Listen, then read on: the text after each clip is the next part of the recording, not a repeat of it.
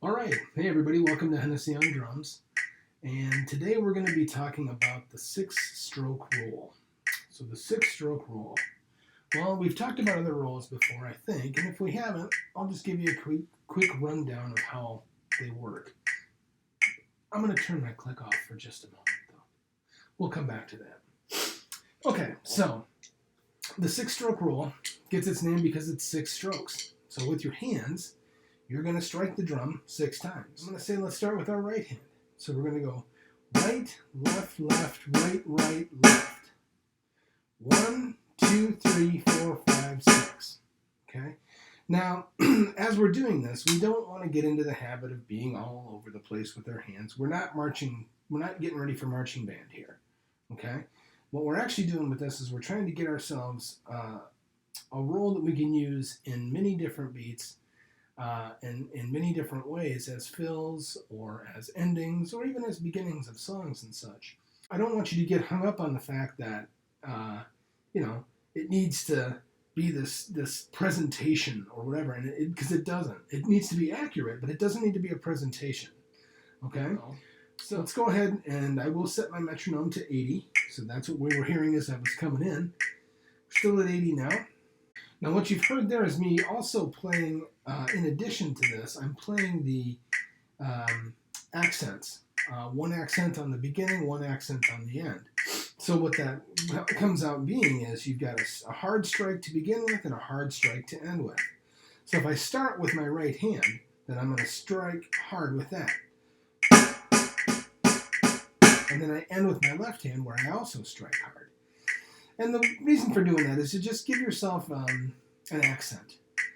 Because otherwise it gets to be very monotonous what we're doing. So you want to give yourself a couple of outs and have a way to make this interesting, to keep it interesting. Okay?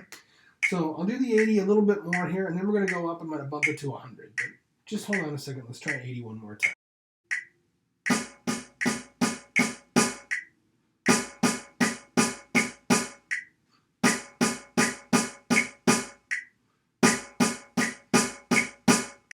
And you can alternate that start hand all the way through this. You can start with your right, and then in the next measure, do it with your left. Or you can start with your right and stay with your right the whole time. It's really up to you. But it is important that at some point you actually do work that weaker hand. Whether you're left-handed or right-handed, one of those hands is weaker than the other, and you do need to work on both of them and get them both up to speed. All right, let's try this at 100 and see how it goes.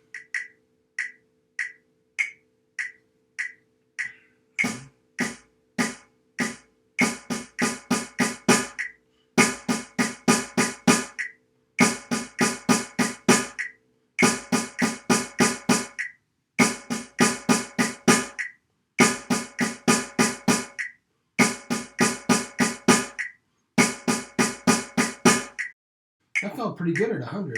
I'm going to go up to 120 now, and we're going to see how that's feeling.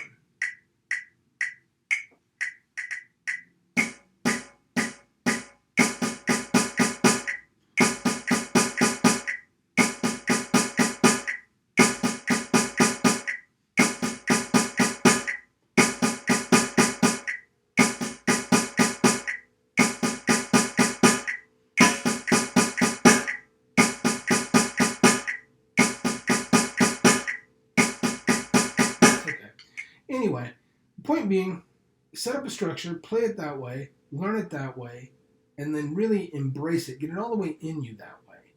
And then that way, later on, you can go ahead and speed it up all you want. Because you will have already learned it correctly in the right form and in the right sticking. All right, thanks everybody. We'll see you next time on Hennessy on Drums.